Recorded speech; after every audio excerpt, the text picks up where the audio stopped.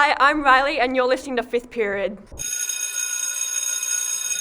Hello, everyone, and welcome back to Fifth Period, the film podcast hosted by two media teachers. One of us, the owner of the hottest nightclub in South Beach, and the other, its alluring star. Who's who? I'll never tell. My name is Mr. Brown, and with me, as always, is... Mr. Whittle. And boy, oh boy, oh boy, oh boy, oh boy, oh boy, oh boy, oh boy, oh boy. That's a lot of boys. There's so many boys. And girls. Don't you have any girls on your ball? I have one. So do I. Yes. I am excited to be talking about this film with you. We have talked about this film before in a just incidental manner and how much we both enjoy it. When it came up for Film Club, we were very excited. So, yeah. Super excited. And we didn't have to rig it at all. No, we never rigged the selections. Nah. No. It was all Ethan's idea.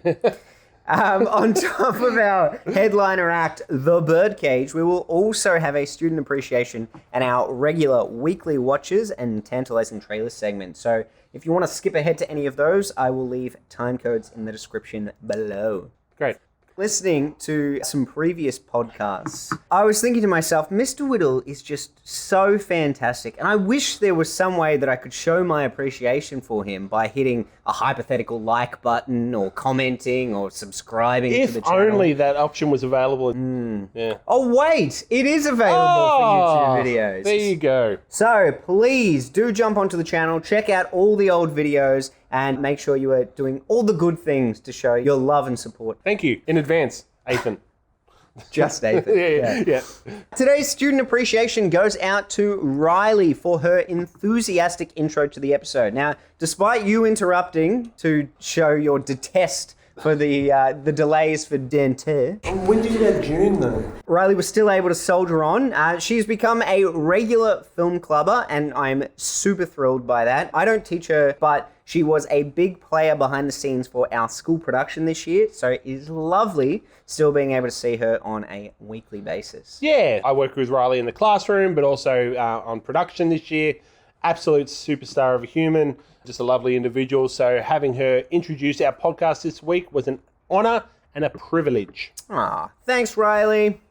Alrighty, should we do a spoiler warning? Yeah, for this one, I mean, it's not one of those big plot twisty kind of films, but when we say a spoiler warning, it's more like a general encouragement. Go watch the film. Yeah, we really want you to enjoy our conversation more by having an understanding of what we're talking about, I guess. Well, I also think that we tend to, especially for a film like this, which is heavy on the comedic aspects, we're going to talk through a lot of the jokes and things like that. So It's more the spoiler and the jokes. Exactly, Good one. yeah. Yes, absolutely agreed. Yeah. So definitely, yeah. Spoiler alert. Go watch The Birdcage. It's a great film. We both love it. You'll laugh. You may cry. not many people at Film Club had seen it before, but I really do hope that they go and watch it. It's one of my favorite comedies of all time. Jumping in? Yeah, let's do it. So, based on the French musical by Jean Poiret. Jean Paul. I practiced before that we pressed record. We both practiced. You nailed it. The French pronunciations are just not in my repertoire. Yeah, you got repertoire. Yeah, nice. Yeah. The original French name, Le Cage aux Folies. Yeah. I'm French! Why do you think I have this outrageous accent? Au Foilet. Foilet. Maybe. 1978 film, but also a stage play. So, yeah, it took a long time for the adaptation, the American adaptation that we are now talking about to come about, 1996. Mike Nichols blessed us with it. He did indeed. Great result. Great cinematographer, too. Yes, another name I cannot pronounce, but he went on to be the cinematographer for Children of Men and a bunch of other films. So he was an Academy Award winner. Because Children of Men has that one take in the car as well. That's the one. It's incredible. But speaking of the cinematography, the opening of the film is that helicopter shot over the water Yes. to the club. And especially because you and I were sort of discussing it on Friday as well, I was paying really close attention to it. It's 3 shots all cut up, the helicopter over the water, and then there's a hidden fade in there that turns it into a crane shot up in the air. Yep. And then I believe the crane shot and the track across the road are all the one shot. So it's like the crane brings it down and then someone takes it off the crane and keeps walking across. But then as they get to the club, when they walk through the door, there's a merge shot. That one is opens. evident. Like that's the one that I could clearly see. And they still, it's 1996, so they did pretty well with it. But like it is obvious that there is some kind of matching of the edit to when the door opens. That being said, I've seen this movie countless numbers of times, and this is the first time I noticed it because I'm looking out for that sort of stuff, right? Well, absolutely, but like this also speaks to the mood setting that happens at the start of that film. So it has that shot over the water. We are the audience coming into Florida, and we're coming into the most flamboyant, culturally kind of hyped Florida, sensationalized as there is. So it's got a really great energy from the outset. We get distracted by the mood setting that's occurring through the use of song as well. Yeah. So we are family. Which gets used later on in the film, but certainly foreshadowing what the film's kind of thematically going to be about as well. And I love that dynamic camera movement through the club. Yeah. Because it's a great intro to like the culture in there, but it's also a really good introduction to Robin Williams and showing how involved he is in his ownership of the club. Like he knows everyone in there. He goes around. He's a real host. He talks to half the people that are in the audience. We see him go into the kitchen and he sees something's been dropped on the floor. So good. I made the note here that the storytelling from the outset's so good because it's in the action. So it starts us in that world straight away and tells us so much without any overt exposition. Like just following Robin Williams around that club, we get to learn that he's the owner. We get to learn that it's popular, but there's some stuff that happens behind the scenes that's pretty wild. We learn so much in that first minute or two. He has to do so many different roles. So not only owning the club, but he's also responsible for carefully managing the fragile emotions of his partner and the star of the show, Albert. Yep. When he first finds out that Albert is reluctant to come down or not coming down, he is already showing his frustration at the situation. And the heightened tension that comes in at this scene, I love it. Yeah, and look, as we go throughout the film, we see that Albert does change emotions very, very quickly. It doesn't take much to kind of push him from one side to the other. So you could imagine that this is the sort of scenario that Armand, Robin Williams' character, is dealing with nightly. Well, in fact, Albert isn't initially introduced to us, the audience, as Albert. They refer to Starina. Yes. All right. So, and like what I love about that is at this point, he's about to go on. He's in stage mode. So he must be referred to, as even if he's not in the room, Starina. I love it. The people have come to see Starina, and Starina will not disappoint them. What a cast, right? Oh. It's phenomenal. So Robin Williams, you told me this. I didn't know this. It was originally considered for Nathan Lane's role of Albert. But you said after Mrs. Doubtfire, he didn't want to be in drag again? Yeah, he didn't want to be stereotyped. He wanted to diversify it a bit. Like, he obviously plays the wily clown more often than not, so he wanted to go for the more understated role. Yeah. What I didn't realize, though, is when he was supposed to be in that role, Steve Martin was the person that was going to play the Armand character. Yeah, and Steve Martin actually regrets not doing it. Oh, there you go. Because he and Robin Williams were great friends in real life, and they never really got to kind of partner up in a film to that level. So that would have been great. Not to say that what they ended up with was not perfect. I think it's perfect. It is perfect. Yeah, I cannot imagine Nathan Lane not playing this role. Yeah, yep. He knocks it out of the park. And there's this awesome interview that I saw as well where Nathan Lane explained how supportive Robin Williams was, because when he played this role, he hadn't officially come out yet. Right. And he was on Oprah, and he was really, really worried, like, because he's played this really glamorous role, Oprah's going to ask me a question inferring something about my own personal life. And as soon as she did start to lead down that path, Robin Williams, like, jumped in and deflected it and just went off on a tangent. And so Nathan Lane just spoke so highly of the support that Robin Williams offered as well. I'm not prepared to discuss, that I'm gay on national television. And he said, oh, it's all right. Don't worry about it. We don't have to talk about it. We won't talk about it. And then, of course, she was like, how come you're so good at that girly stuff? Are you worried about being typecast? And then Robin sort of swoops in and goes off on a tangent and protects me. It's just so cool. Yeah. But in addition to Nathan Lane and Robin Williams, we are also introduced to Hank Azaria's character, Agador, who I think maybe steals the show. Please, you gotta get dressed for me now, please. I think all three of them have, on balance, like they're collectively stealing scenes, if that could be a thing. You know everything because you're a man, and I know nothing because I'm a woman. You're not a woman. Oh, you bastard. Adieu, everybody, take it easy. Whoever is front and center with the dialogue at that time Is killing it. Yeah, just killing it for sure. And because the dialogue's so quick too, and they're all kind of talking over each other, the dynamic between them is so good. I mean, even Nathan Lane's squeals when like he's like excited or anxious, whatever. It's the nuance of the delivery that really plays it out. Don't look at me. I'm hideous. The lines are one thing. There's some great comedic writing in there, but it's the delivery that really counts. Yeah. I think the thing for me that I really like about Hank Azaria's portrayal of Agador, who is, by the way, the live-in maid, Okay. it's just that he milks it for everything that it's worth. So when he's dancing to like Gloria Estefan and he has to pack up the tape player and walk away, like he's like, come on, Gloria. Like it just like there's always a comedic moment to be had. So Mike Nichols actually came out and said that he had to set it as a precedent on set that everyone had to do at least one take of the lines that are written in the script, and then they were allowed to improvise. We all know Robin and Nathan would have loved it. I'm sure Hank would have done a bunch of it as well. Oh, yeah. Especially if he's influenced by the others on the set. I'm trying, but it's so crazy. I can only imagine how much humor was occurring on the set of this film. It'd be so interesting to know like which lines were written and which were just improv. Yeah.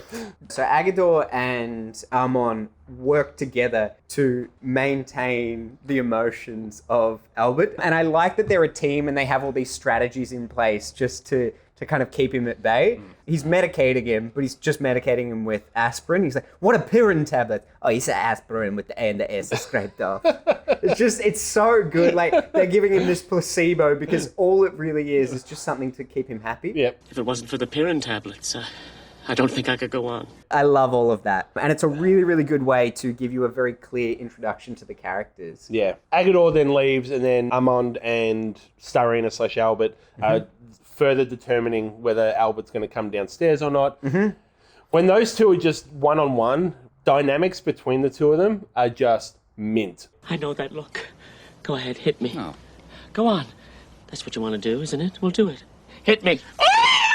Palpable how well they work together. I find it really interesting because it's so funny, but at times really quite heartbreaking, like how Albert really does feel quite betrayed. There's sincerity, like you feel that these two have love for each other. Like the latest scene at the bus stop, and like there's moments throughout the film where you do feel that they are a real couple. Like, Oh, for sure. Yeah. The chemistry is fantastic. Yeah. Albert is particularly upset tonight because he suspects Armand is having an affair. But of course, the only man in Armand's life besides Albert is his son, Val. Yes, played by Dan Futterman, a.k.a. the poor man's Brad Cooper. Yes. This guy looks a lot like Brad Cooper.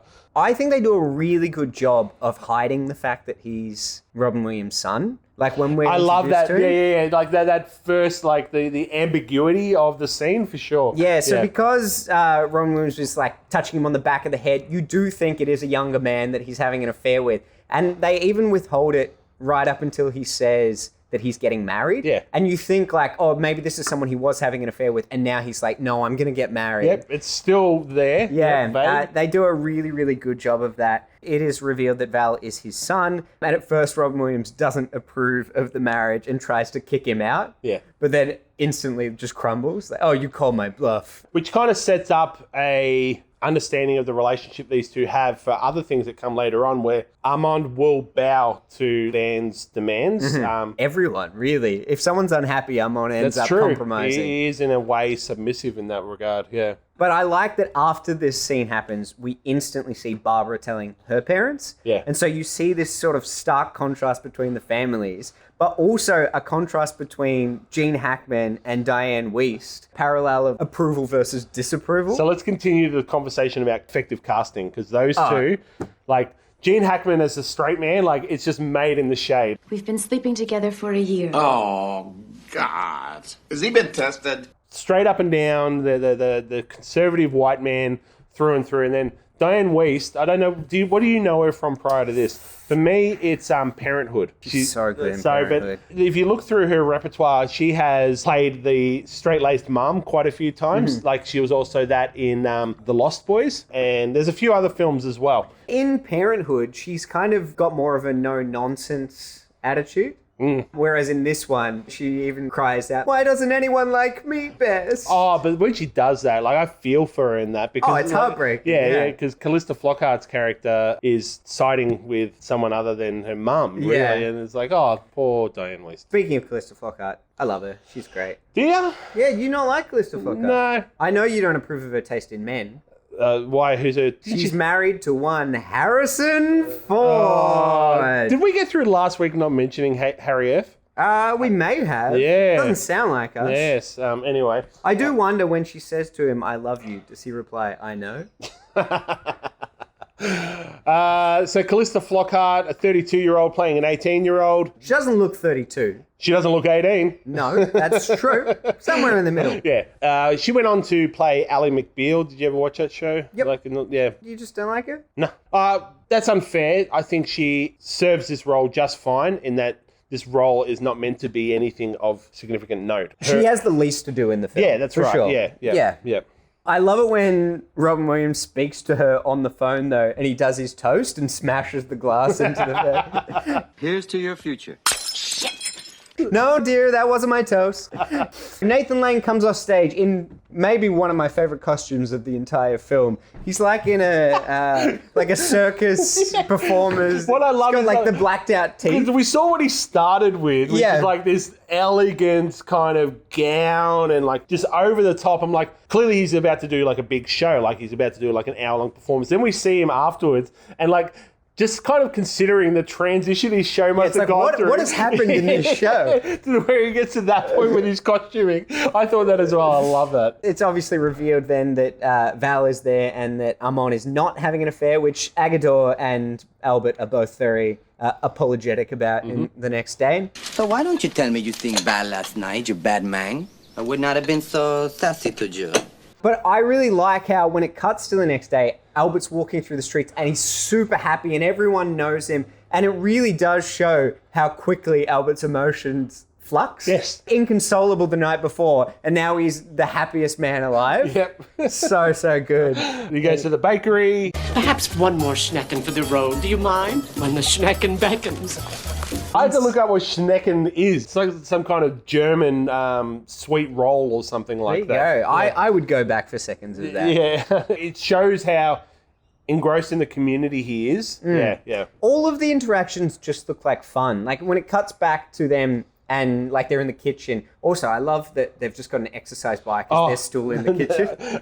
And like at no stage do they actually ever ride use it. No, Yeah. it's just a stool. Yeah. But yeah, just like their back and forth banter, Agador wants to know why he can't go on stage. Is it because of my watermelons? My natural heat?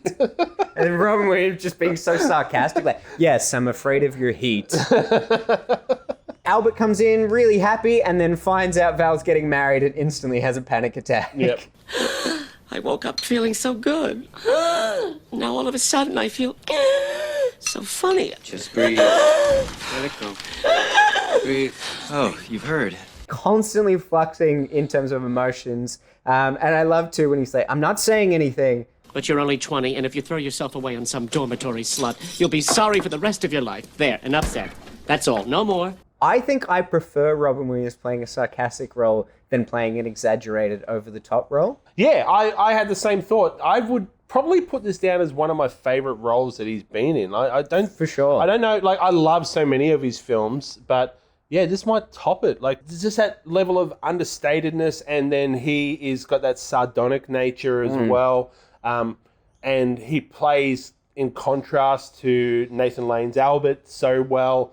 Yeah, I think I prefer this Robin Williams as well. Yeah, well, it's the sincerity of Albert's lines versus the sarcasm of Armand's. Our baby is going to leave us, and we won't have any others. Not without a miracle. Just like it's so good. Cuts to Gene Hackman watching himself on TV. Yeah. And you can see him just looking with such admiration at But himself. like what the irony is of that scene is like we're watching the show that he's on, and it's just like these angry men talking Just over the top of each arguing other. over- And then the comments are like, It's the most intelligent show on television. It's so funny. But then he gets some bad news. So he is the vice president for the Coalition of Moral Order, and the senator that he is backing is found dead having an interracial affair with a minor prostitute. yeah, like the build up of The like reveal of it. I'll put the soundbite in because it's so good how each bit of information gets revealed and how his facial expression gets more and more disheartened as he's finding it out. Jackson's dead. Oh my God. He died in bed. Whose bed? A prostitute? No. A minor? And black? What? So through that circumstance that he finds himself in, he thinks he's going to be at this pinnacle of tension and like having to deal with this big issue. How do they get them on TV so quickly? This scene made it apparent that Mike Nichols has done a really good job of setting up the family of the Keeleys as very straight, Yep. but still likable, and also having like family tensions to deal with. So it's a really hard balance to hit for those characters that are more subdued in nature to still get them to that, well, we talked about that likability level for the audience. Oh, for sure. But they really, for all three of the Keeleys, they set them up really well that we are invested in what they're dealing with and who they are as people. They decide that Barbara getting married is the perfect family event to restore Kevin's image. If need be, we'll get the Pope's blessing. It's not hard. But the only issue is they obviously aren't aware that Val's parents are a gay couple who own a drag club. And now it cuts to arguably the best scene in the film, the rehearsal. Yep. Yep. The rehearsal scene at There's the club. heaps of great scenes, but this one, the rehearsal at the club, is iconic, I think. It's really good. Yeah. So Albert's giving it his all, but his co-performer is just phoning it in. Fairy dust, fairy dust, fairy Yeah, dust. yeah. That's one of my favorites It's in the so whole good. film. Yeah. But then he cracks it about his co-worker with the gum. He blew a bubble while I'm singing. He can't do that while I'm singing. Just he gets that really like whiny. It's the Timon voice. Chewing gum helps me think. Sweetie, you're wasting your gum. There's also Robin Williams coming in and doing his dance in this section, and you said the director was like cracking up. He had to hide under. Yeah, his- Mike Nichols had to hide under a blanket on set because he was laughing too much. Like, understandably, because it's very funny. You do an eclectic celebration of the dance. You do fussy, fussy, fussy. You do Martha Graham, Martha Graham, Martha Graham. Or Twyla, Twyla, Twyla. Or Michael Kidd, Michael Kidd, Michael Kidd, Michael Kidd. Or Madonna, Madonna, Madonna. But you keep it all inside.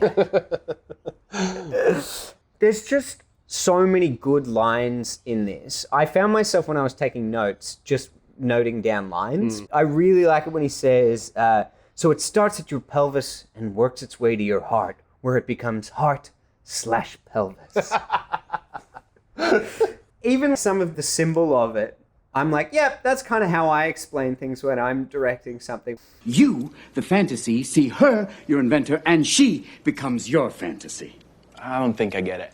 Try more gum. Albert. Val then pulls him aside and explains that Barbara's parents are coming for dinner to meet him and that they have to pretend that he is a straight cultural attaché because of the fact that Barbara's dad is so conservative. Now, what I liked about Val initially putting this to Armand initially says no. He has a moral stance of that's not the right thing to do, and he says, I'm not going to do it. When he relinquishes later and then says he will do it, I would have thought lesser of that character if he hadn't first stood his ground and said that's not the right thing to do. Yeah. All right. It builds that parental conflict of the character of Armand saying, all right, I know I shouldn't be doing this, but he does bow to Val's request. But I never agree with them doing that because it's obviously you should just be who you are, that kind of thing. But you still kind of get why Armand would do it. Yeah. You understand. And Val even brings up the fact that he hid some of his personality when Val went to school to protect him. And so he considers all of that as well when he's thinking about it. Yeah. But yes, he finally does reluctantly agree to it. And we cut back to the Keeleys and Gene Hackman's trying to sneak out the window. Yeah. But all of the press are there to interview him. And I love after he does his explanation, which doesn't really make any sense whatsoever. He does the Nixon fingers. peace sign. It's so good. That note as well. I love that part. Two of the journalists that are hanging around outside the house overhear that they're going down to South Beach or tipped off by the limo driver. And so they start following them on their journey. And so as this is happening, as they're traveling, we get this whole montage of them clearing out the space at the house because a lot of the stuff that's in the house is very obvious as to the lifestyle that they live. So they have to change it. And I love when Robin Williams gets really defensive about it and he just turns all the statues with the penises around. He's like, better? Then obviously, while that's happening, Armand's job is to keep Albert out of the apartment. I think he pretends to trip. Yeah. And one of Albert's lines is, I hate it when you get hysterical. Which I just think, like for Albert to say that to Armand, I loved it. It's so good. Yeah. Their outfits in this scene are so funny. Like they've been hanging out on the beach.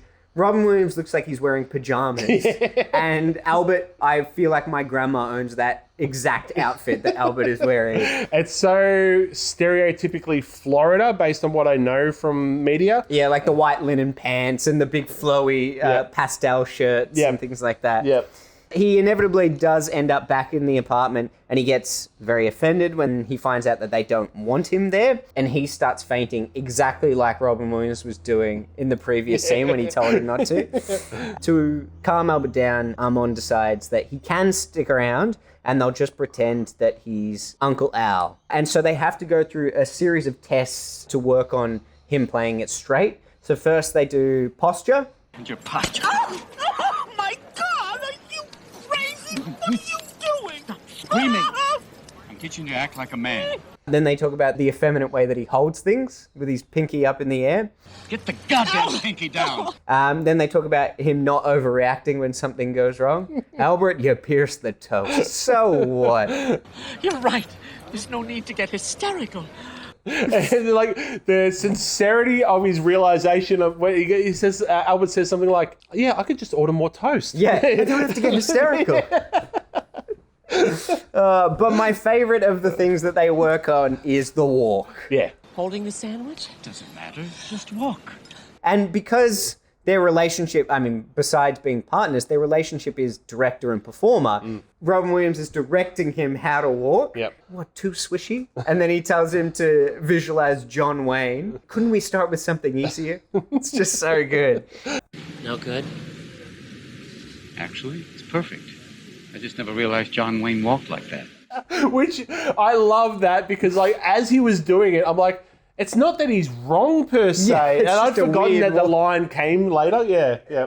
It also emphasizes that Robin Williams is also not a straight guy and doesn't know how he should be acting. Yeah. And so he's directing him, but he doesn't really have any idea of what he's directing him to do. And we see this immediately afterwards when they're talking about football. How do you feel about that call today? I mean, the Dolphins, 4th and 3 play on their 30-yard line with only 34 seconds to go. How do you think I feel? Betrayed, bewildered? Wrong response. And he goes, actually, I'm not sure. So we see a series of different shots of them like cleaning out and Hank Azaria cleaning the pool in the G Street. Yeah. I always thought this was when she works hard for their money, but it happens much later while he's lighting the candles. So they decide it will distract from how obvious Albert is if they invite Val's mum along as well. So the relationship with Val's mum, essentially it was just a one-night stand for Armand. She's never even met Val. So they put in a phone call and then they go visit her to ask if she will come along to do this favor for him, which of course she is very happy to do because she feels like she hasn't been able to contribute to Val's life. I love that they set this up though where Catherine, who is Val's mum, so Catherine and Armand, they had this mutual understanding from the outset that this was the way that the family unit was going to go. Catherine never wanted a kid. Armand was clearly happy to take Val on as his own. Albert kind of became this motherly figure, practically abreast. Sure, I'm feminine, and Albert's practically abreast. I love that. Without too much detail about it, Catherine is set up as someone who's not a negative in any way, not a foe to the family unit. It's okay, the arrangement that they've got in place. And while they are talking, they sort of relive their youth, and they get a little bit like caught up in the fantasy of that. And of course, at that exact moment, Albert walks in. I love the whole setup of like Albert's going to come along even though Armand doesn't want him to. And he's like, I'm sure they're going to waiting room. Oh, like as he's making it out in his mind and putting it out there.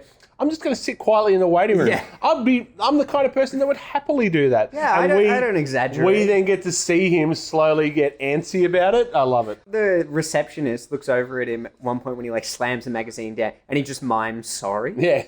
So good. He gets very offended when he sees that they're sort of wrapped in each other's arms and goes back. But Robin Williams beats him back to the house. He goes, is Albert here? Oh, that means he's driving back from Miami with the parking brake on.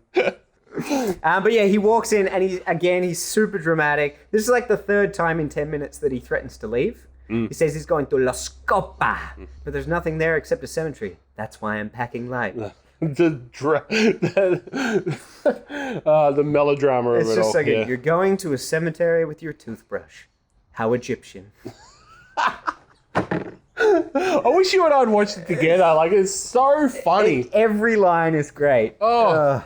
Amon chases after Albert one more time, and Val checks in with Agador at this point. You can cook, right? Your father seems to think so. This is the bus stop scene where you were saying it's really quite a sweet moment. Absolutely. And so to alleviate Albert's pain, Amon gives him a palimony agreement, and he also says they will not invite Val's mum. So Albert feels much better about that, and it's a really sweet kind of moment where he talks about like, this is a real symbol that he wants to be with him forever. He doesn't care about him owning the club. He says, you can have everything that I own. The only reason it's home for me is because you're there. And it's a really, really sweet moment.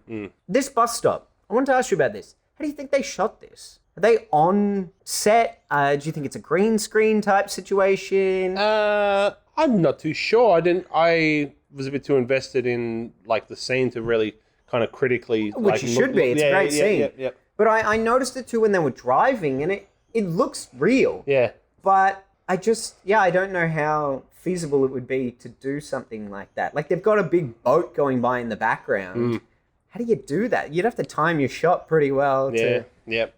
Anyway, they dress Albert up in a suit, and he's got the flair. Oh, yeah. One must have a hint of color.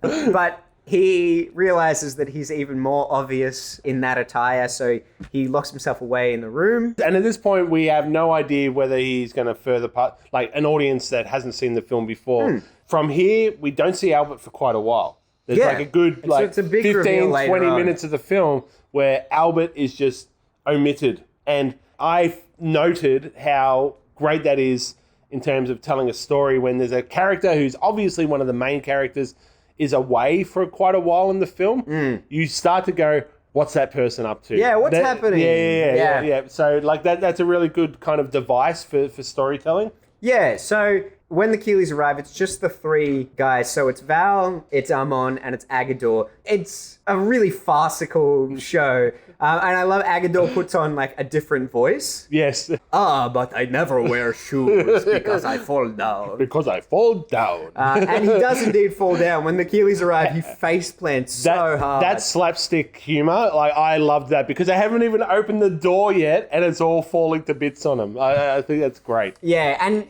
their energy in this film is always there. But it's from this point onwards that it just winds up and gets faster and faster and more chaotic. Yeah. Val intercepts a call from his mum to re-invite her to the dinner. Yeah. Much to Robin Williams' dismay. So this is hell.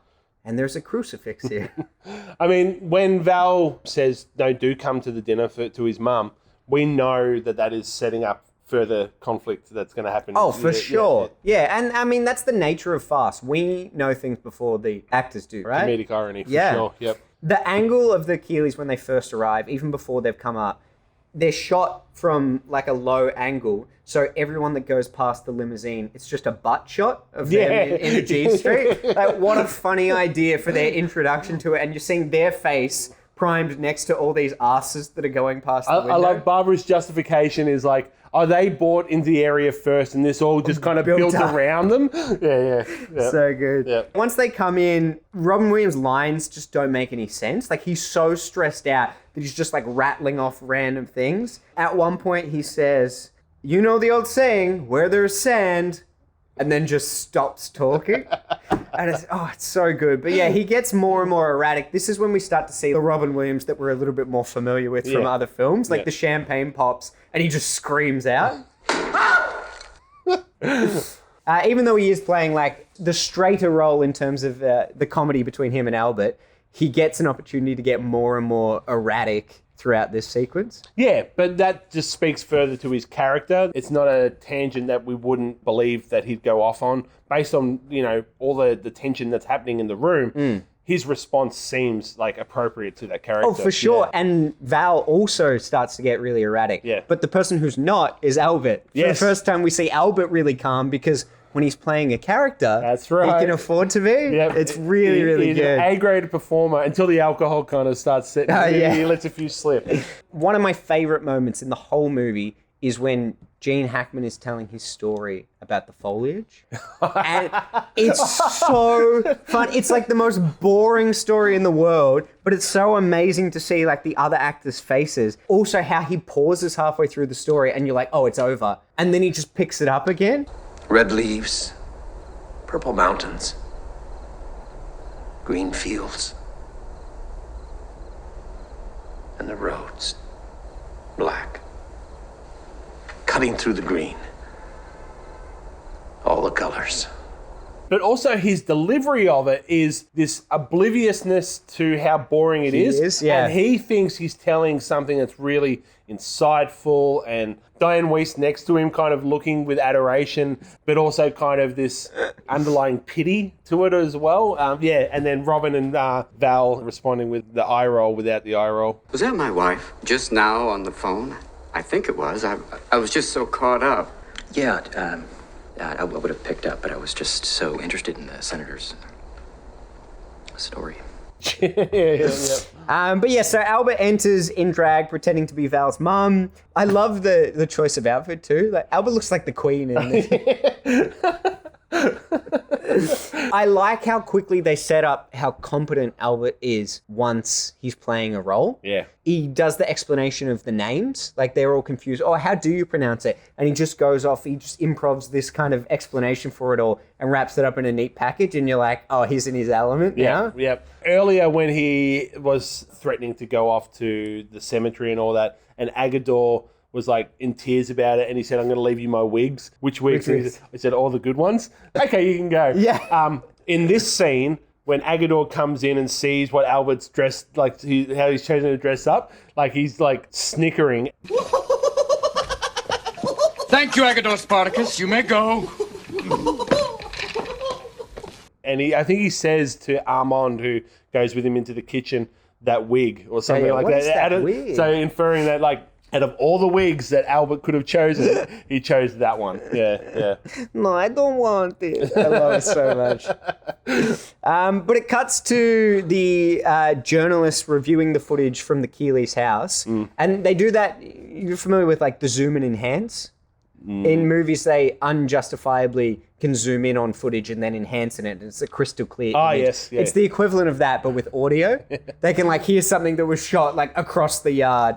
And so we know that a couple of journalists have followed them along to South Beach, but now that someone else has found out about it, it's going to have like a massive flood of people coming in. Yep. Did you recognize the person in the studio? Which one? So the one who actually is watching the footage on the monitor. It's a cameo from Seinfeld, the High Talker. Noreen's not here. This is Dan. Who was the High Talker? The High Talker's watching on the TV monitor. Oh, yes. Yep. First you ruin her relationship with the High Talker, so she breaks up with him. Somehow picks up the pieces of her life. Miraculously meets a new guy. You bust that up. And then, just as they're reconciling, you announce to the world, he's boring. There's a moment where you can tell that Robin Williams is at the peak of his performance where he tries to go through the curtain and he just falls. And when he comes back up, his hair's like sticking straight up. But you can attest to this. My hair does the same thing when I'm stressed out. It just goes directly up in the air. Which just generally by the end of the teaching day, like if I look in the mirror after the end of period 6, my hair is a mess. Your hair doesn't have that far to go. No. It's quite short at the moment. Yeah. Kevin starts to get a little bit loose. And so he feels comfortable. So he's just talking about all these really controversial things. And the way Albert responds to them. There's an idiotic issue. Gays in the military. I mean, those haircuts, those uniforms. Who cares? Just glorious. It's so good. And Robin Williams gets more and more on edge about it. It's like riding a psychotic horse towards a burning stable. So his response, for example, about like addressing abortion was like, oh, the mothers should be alive. Yeah, Kevin wants to kill the doctors. And go, that's just ridiculous. The doctors are only doing their job. If you want to kill someone, kill the mothers. And I know what you're going to say. If you kill the mothers, then the fetus die too. But the fetus are going to die anyway, so might as well go down with the ship. It's my favorite line in the entire film. Oh, really? It's so good. It's very, very good. But they have their little sing and dance before dinner. I love that. To just it's nice, break isn't it? It allows us to know how far into connecting that the two families have gotten throughout the dinner. Yeah. That they've gotten to the point where they're happily kind of playing and singing and dancing and having a nice night. Oh, I like in particular though that they've kind of swapped partners. Yes. Yeah. And so Kevin is dancing with Albert. Yep. So good. And then Agador comes out and does the big bit at the end. I only know when he comes to dance with me. There's this great moment after they finish that where Armand claps and then checks himself halfway through his clap to make sure he's doing a more manly clap. You keep saying Agador, you mean Agador Spartacus, don't you? Agador Spartacus. Then we have the whole bowl dilemma. So they bring out the bowls and there's like homoerotic images on the bowls, but no one's wearing their glasses. And the way that Val is like looking at the bowls, but like pretending he doesn't see it, like, oh no, I don't see that. I have girls on my one as well. And girls. Yeah. But then Robin Williams freaks out and runs in to get the food to cover the bowls. And he goes into the kitchen and he's like, shut up. Like he's freaking out. And then he falls over. Apparently he wasn't supposed to fall. No. It was just like a blooper that he just rolled with. Yep, absolutely. And then like Dan Futterman and Hank Azaria are in that scene with him. If you know, you can see them nearly breaking. They don't break though. They do very well. It's okay. We're all right. It's fine. Just shut up, goddamn you. It's all right. Stop crying. Goddamn you. What are you standing there for? Go. She'll be here in a minute. Go. It's a testament to the improvisation that these actors can do. Yeah. The night continues on. At one point, Albert's wig gets askew. Yeah. And so they all have to leave together to fix the wig. And while they're gone, we get Kevin jumping to Albert's defense. He thinks that she's being stifled. Yes. And this is what upsets poor old Louise. Yes. He's a pretentious European. The worst kind. Then Val's real mother arrives and the jig is up. They're very upset about it. They want to leave immediately, but as they go to leave, they realize that there's a lot of journalists surrounding the club, just staking it out, waiting to catch a picture of him coming out of this very compromising venue. I don't really drink. Yeah, but now it's the time to pretend. So my one criticism of the film occurs at this point in the film onwards in terms of the story. I feel it's a little bit anticlimactic how they run this last piece of the puzzle. We have been so invested in the tension of the party and knowing what the reality is of what the facade is that they're putting forward, that when it's revealed, our continued investment in what's going on has gone down, I think. And so for me, the film has some final act issues in that regard. Okay. Not to say that it's not enjoyable from this point onwards, but I feel like we've reached our climax in terms of the reveal has happened. There's some form of acceptance of it all, but then we still need to get through the Keeleys escaping without getting caught by the press. Yeah, because like the television crew has gone into the club. Yeah. The one night Albert doesn't perform. But luckily they've got We Are Family being performed on the stage again. Yeah, I kind of agree with you, but I think where it falls down is that they never sort of bond after that. They help them come up with a solution to leave, but then there's nothing to say that they then will approve of the marriage. That's true, yeah. So because maybe they disapprove, then they're in a tricky situation, but they don't show them hanging out and bonding a little bit more post that. Well, we do get the credits roll where the marriage obviously occurs. Yeah, but that's just at the wedding. Yeah, so that's like right. there's no Yeah. point they go, all right, well, actually we do approve of this. Yeah, agreed. It's still a bit of fun, especially seeing Gene Hackman in like a Marilyn Monroe-esque kind of wig. And That's true. Yeah. It's the contrast between him being so uncomfortable and this being the part where Robin Williams has looked the most comfortable throughout the entire film. He finally is like, I can just be myself. Yeah. And I'm in my element now. Yeah. We kind of touched on it before, but what Val asked of his parents is kind of gross. Like, oh, for sure. But I know who I am, Val. Took me 20 years to get here, and I'm not going to let some idiot senator destroy that. maybe contextually in a 1996 era, homosexuality was not as accepted as it is now, but like for Val to say, just hide who you are to help me out while I can, you know, pretend to this family that I'm about to marry into. So what was the goal there? Was he going to hide it forever? I wonder if he wouldn't have felt the need to hide it if not for the recent scandal. So perhaps while the Keeleys are in like the limelight, he has to kind of mask some of that, and then he's suggesting once that blows over, then... Yeah, maybe it's temporary, but I just don't like it. Obviously required in order for the story to occur. And look, I think Val does have his redeeming moment. He explains the family in the way that Albert is his mother. I think that's a really nice moment to show how much Albert means to him. Yeah, it is there for sure, and that is somewhat redeeming. I just don't think I ever get to a point where I like Val again after he requests that of Armand. Oh, well, that's okay. Yeah. There's plenty of other characters to like. Pretty much all of them, except for Val and Barbara. Yeah. Yeah. You get this final sequence where they dance their way out of the club, and Gene Hackman goes, I don't want to be the only girl not dancing. I noticed in this sequence too, a lot of the lines look like they've been dubbed, and I wondered if that's because they actually had to play the soundtrack so that people could be in time with the music.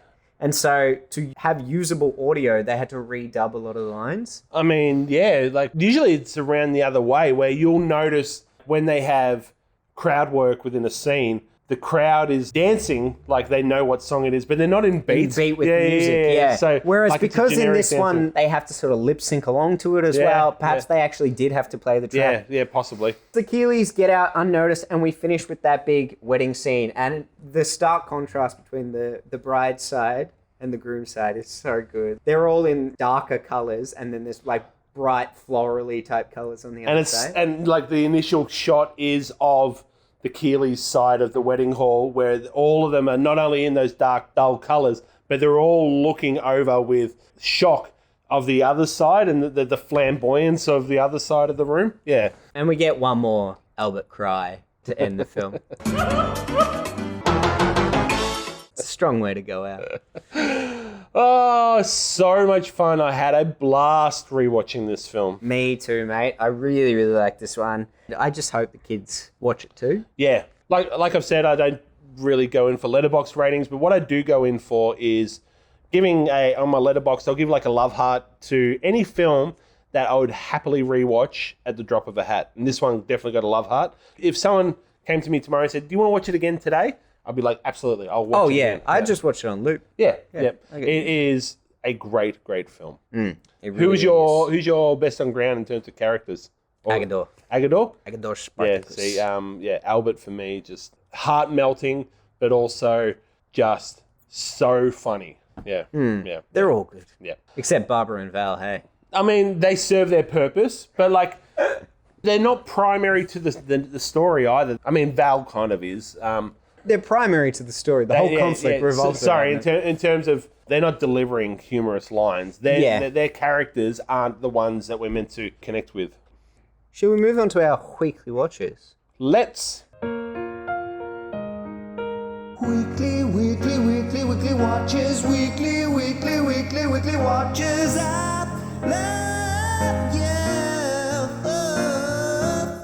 So for me, no TV this week. Oh, all movies. The last 2 weeks I've said no TV. This one I have one TV show to talk about, but I do also have a bunch of films. I watched 10 films. Not including the Birdcage. Correct. 11 films. Wow. We're recording a little bit later in the week, That's so... a couple of days though, like, you know. But it makes for a very easy discussion because I'm retreading a lot of ground that we've done previously, and I think 7 of my films are all from the same series, so All I right. can talk about them as a collective. Let's start with those. All right, so last week I said that I revisited Saw 1, and I mentioned to you that I might revisit some of the other ones, but I probably wouldn't watch them all because I didn't think that I'd be interested enough to it. But then once I started watching them, I just wanted to kind of know what happens next. Once you saw one, you had to see them all? I would definitely describe watching this franchise as a guilty pleasure because when I'm watching it, I'm like, this isn't very good, but I'm really enjoying watching it. That would be probably a good third of the films that we watch in general, isn't it? That's true, yeah. I think what they do really well to get you to want to watch the next one is, I don't know whether they plan them out early in advance or whether they just kind of leave a lot of loose ends and get the next person who's making a film to deal with it. But it means that when you get to the end of a film, you go, oh, I kind of want to know what's happening with that character. And so you have to watch the next one in order to do that. So they don't wrap up everything every time. No, they leave a lot of kind of loose ends, and some of them they don't answer for like 2-3 films down the line. As I said, I don't know whether they planned that out, or I doubt it based on how some of them do get answered and inconsistencies between like, oh, now we're going to do a flashback to here and now this one's happening. So there's a lot of time jumps and it's a bit of a confusing franchise, but look, I had a bit of fun with it. It was good. And I'm actually now a lot more excited to watch Saw 10, Saw X that's coming out. So I watched 2 through 6, then I watched Saw 3D and I watched Jigsaw. But I did not revisit the Chris Rock one, the Spiral. So perhaps that'll be on my list this week. Very good. First one for me in terms of films was one that you actually recommended I go and check out. And upon watching it, I did vaguely remember that I'd seen it before, but I'm talking yonks ago to the point where I couldn't really remember it. It's called Ricochet.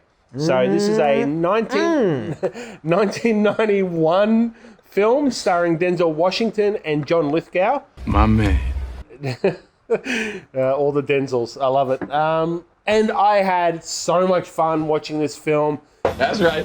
It really kind of leaned into the action thriller aspect of it. Essentially, this film is just Cape Fear rehashed in many ways. Yeah. But they do so well with it. And because it's John Lithgow playing the bad guy, this is a pre-Third Rock from the Sun John Lithgow, where he still has hair, even though the time jump has him having less hair. Yeah. He still has some hair.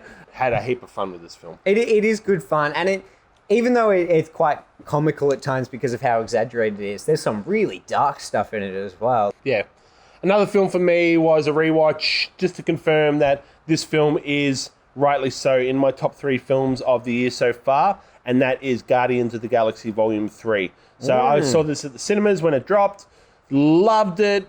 After rewatching it, it is my favorite out of the 3. I think they just did so well with all the elements that you want out of a film like this.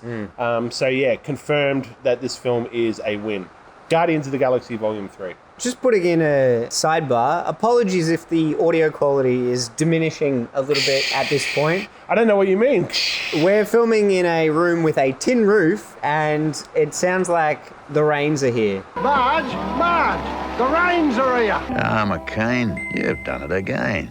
I think if they've persevered to this point in the podcast, they'll be able to persevere past the background noise a little bit. I think the last time we had this issue, it was tolerable. That's because it was Mary Poppins and we were talking about a stormy night that she That's enters. true, we were. My next one was a rewatch of Across the Spider-Verse. I really wanted to show it to Maddie, and I remembered that when I saw it at the cinema, I was exhausted. And so even though it wasn't as good an experience seeing it for the second time or on my TV at home, it was really nice seeing it when I was more refreshed. Yeah. And I had a lot of appreciation for it in moments that I had kind of missed the first time. I think I can say now that I preferred it to the original. Yep. And I'm just so excited to see part 3. Yeah, I obviously mentioned this one in the weekly watches last week. I finally got around to watching it and just, yeah, I agree. Like, I did not think that they would be able to top Into the Spider-Verse, but they did really clearly take it to the next level in terms of the animation, but also the story. And the voice cast. Yeah, and the casting and like everything is just bigger and better with this second one. Yeah. I feel like the only thing that was lacking from it was some of the characters that we'd gotten to know in the first one. And so I'm really excited for a mix of both of the film's cast. Do you reckon that they I was thinking the same thing. Like, did they deliberately hold off on... It was John Mulaney's Spider Pig? Yeah, and Nicolas Cage's Spider Noir. Oh, yes, yeah. I think they probably did. Number one, because both of them are probably a little harder to get than some of the other actors, but it's kind of like a tease. They want you to be excited to see them return for the final film. You just mentioned Mary Poppins. One of the films that I watched was Mary Poppins Returns. P.U. I returned to Mary Poppins Returns. I saw it at the cinemas when it first came out in 2018. I loved it. You watched it when I think we talked about Mary Poppins. You watched I did, it. yeah, just not a fan. And I remember you saying that, and I thought, well, maybe I need to revisit it. Maybe the excitement and the romanticism of seeing it at the cinemas kind of distracted me from that. But I enjoyed the rewatch as well. You know, I think it's an enjoyable film. Certainly nothing over the first one. Well, the best part is Dick Van Dyke. In the second one as well. Yeah. He reprises his role as the bank manager. Yeah. You and I spoke about this separately outside of the podcast. Mary Poppins in the first one, she's stern but likable, whereas Emily Blunt's Mary Poppins... She's a bit blunt, hey? And like the likability is not as present. I like Emily Blunt as an actress anyway. So yeah, I really like Emily Blunt in most things, but yeah, she just didn't land for me. I felt like she was just too mean. Yeah. She didn't have the balance of the two. What have you done to your clothes? You could grow a garden in that much soil, and John, yes, just as filthy. So that was Mary Poppins Returns. I enjoyed it. Yeah. Nice. Next one for me, based on your recommendation, I saw No Hard Feelings. Oh, yes. It was fun. Yeah. I really wanted like a nice easy watch. I'd been seeing people get decapitated and torn apart for the 8 films in a row, so I really wanted something a little lighter. And I liked it. Like, it was nice. Like, I think I enjoyed it more than I thought I would, but it was pretty much the film that I was expecting it to be. Just the quality of it was a little bit better than I had expected. Yeah, the characters weren't detestable. You kind of liked them enough to be invested in what they were going through, and so when it kind of takes a turn in the final act and becomes a bit more heartfelt, you know, you go there with them, right? Yeah. But yeah, certainly easy watch, surprisingly enjoyable, very funny.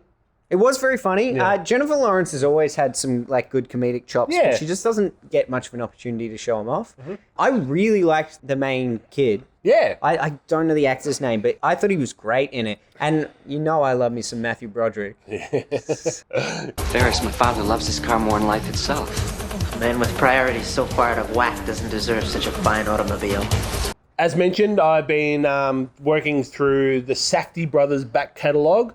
So I got to go to one of their films that I hadn't seen yet. They've only done 4 or 5. This one's called Heaven Knows What. Kind of their breakthrough one before they went and then did the one with Robert Pattinson afterwards. But this one does have a somewhat notable actor in it through Caleb Landry Jones. He is really great in this role. This movie has all of that frenetic energy. Now you can see stylistically is what the Safdie brothers do. Like in hard-paced editing, really confronting music. Like they use music very effectively to kind of add to the mood of the scene. The film itself is about a couple that are kind of impacted by their drug use and stuff like that, and kind of the slow deterioration that they go through.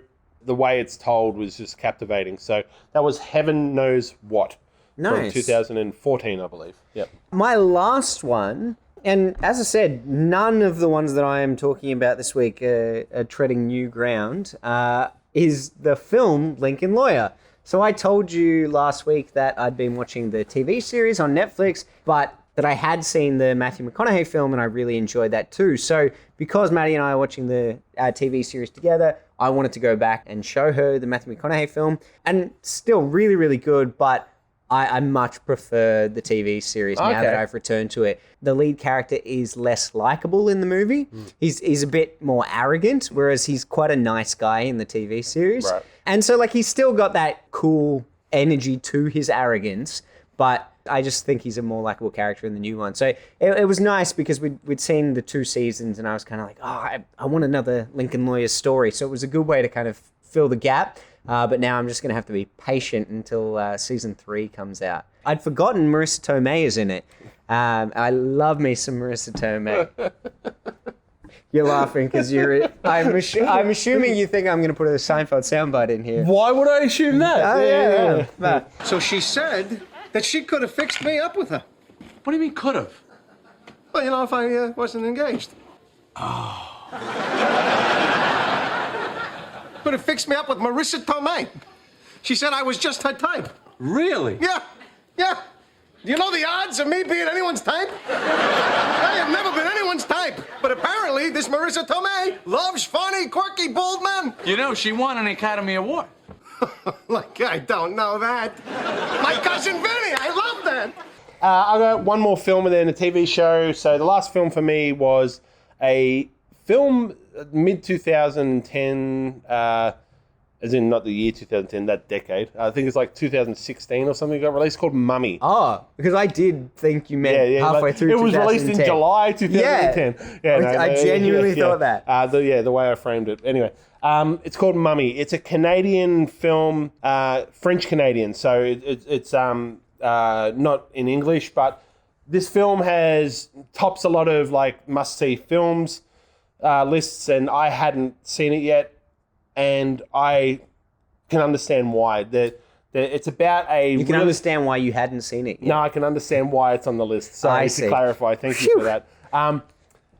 It's about a turbulent relationship between a mother and her ADHD teenage son. It's set in a fictional future, like not too distant future, in if you can't look after your child, the state has the ability to take them and deal with their behaviors. They frame it up that way at the start of the film. You know the inevitability is that he is at some stage going to have to deal with that system. But it's more about the relationship between the two of them and how that's set. What's quite interesting about this film is that for the most part, it's in a 1:1 film aspect ratio. Oh. Yeah. Now, a couple of points in the film where it shifts to a full aspect ratio, and they use it as part of the storytelling. So the reason it's 1:1, it's to add to the tension between the family. Like it's all these, it makes the shot really kind of closed in. Mm-hmm. And so you, the audience, kind of feel that claustrophobic nature to it.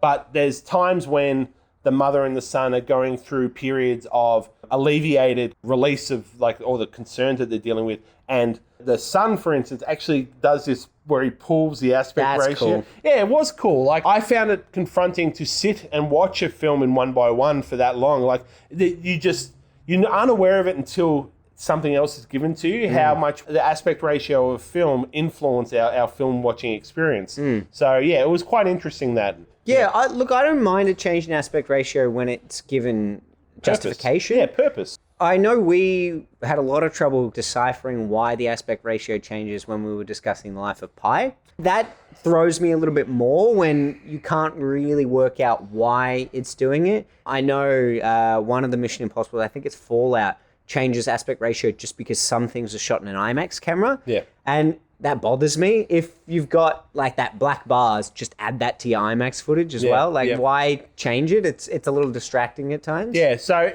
as long as it's intentional and effective, I'm all for it. I'm in agreement with you. But like, yeah, if they have changing aspect ratios in a film just because, or because we have these parameters that we have to then negotiate with, yeah, like that's lazy filmmaking. Well, it's not lazy, but I wouldn't agree with that decision. Yeah.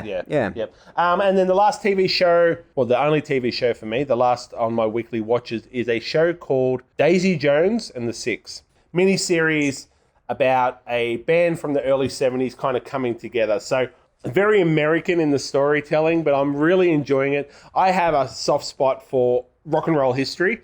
And so to have a fictionalized version, an embellished version of this band coming together, what brings them to LA and how they work through the scene. And it's got all the Sunset Strip tropes of like a band coming good and all that.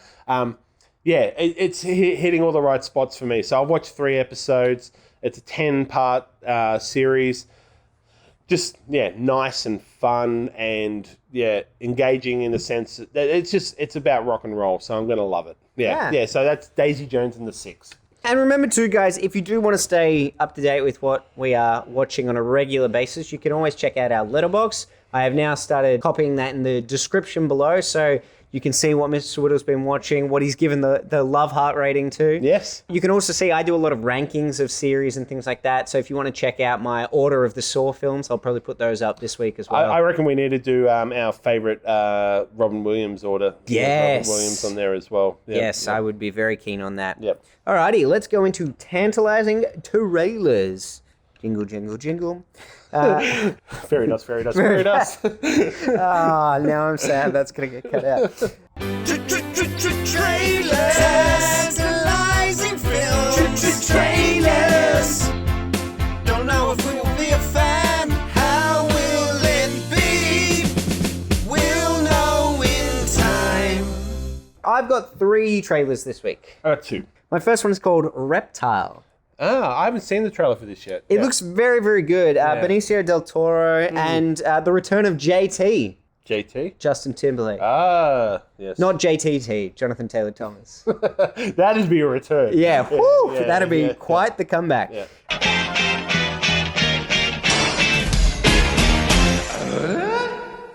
It looks like in the film, Justin Timberlake's wife or partner or girlfriend dies.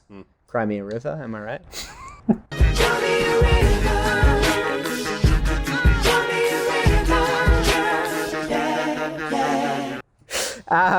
So Benicio del Toro is like the detective on the case, and he's trying to figure out how it's happened. It looks really good. I don't really want to talk too much about what happens in the trailer. Check it out yourself, but it's definitely piqued my interest. And it almost looks like it's got that true crime feel to it.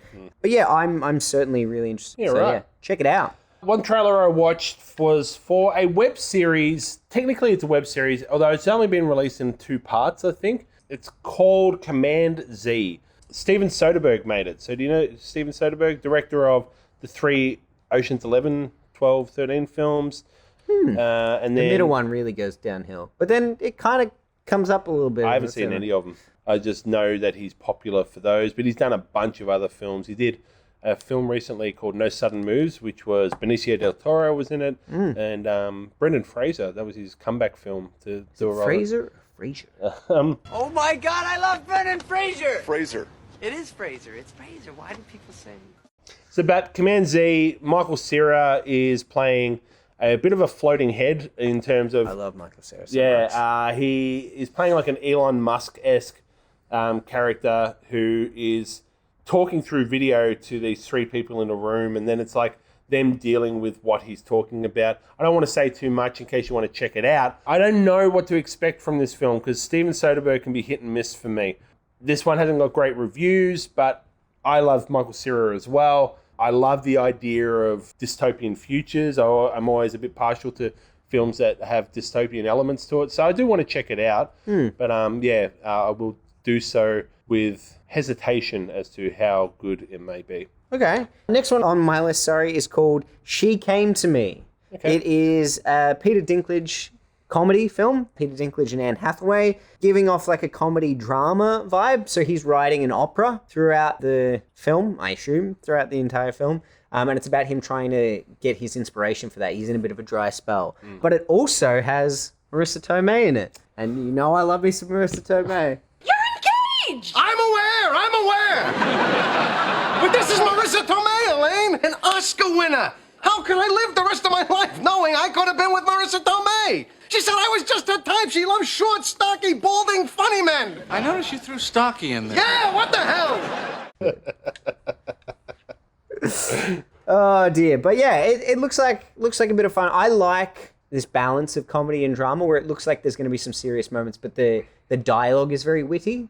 I really appreciate that style. So yeah. Did you see King of Staten Island with Marissa Tomei in it?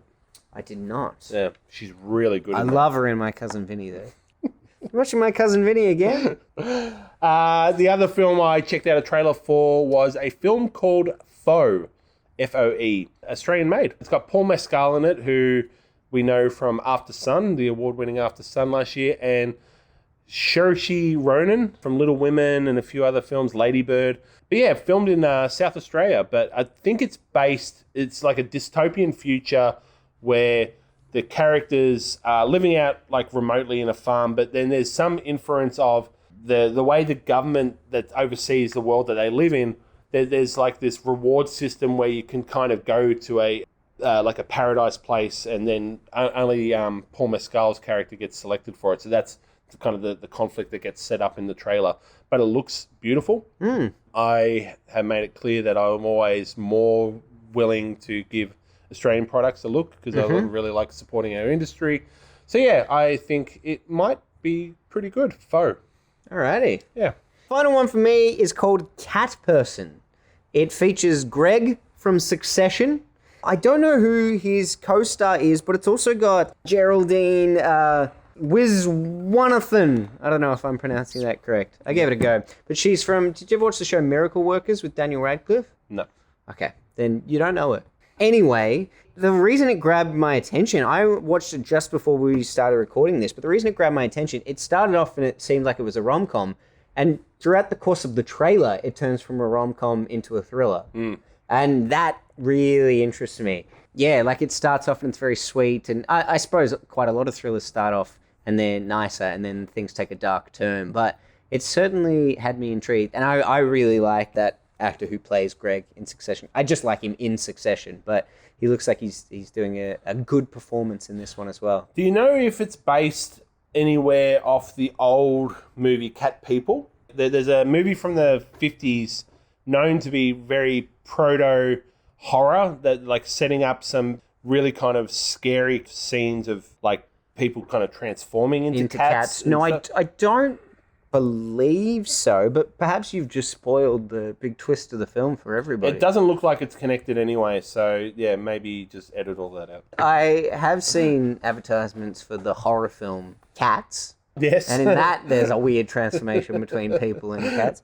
Yeah. But yeah, so that's my final tantalizing trailer, Cat Person. It looked pretty intriguing. Yep. Once again, I do want to just remind you to like, subscribe, share, comment, all of that. Just click all over Mr. Brown's YouTube page. Yeah, only the good things. I don't think there's a dislike button, actually. They used to have one, but I don't think there is anymore. They knew my ego was too fragile, so they removed it. Well, it's probably just by default. They know that no one will dislike our podcast. That's true. Yeah. Why would they do that? Yeah.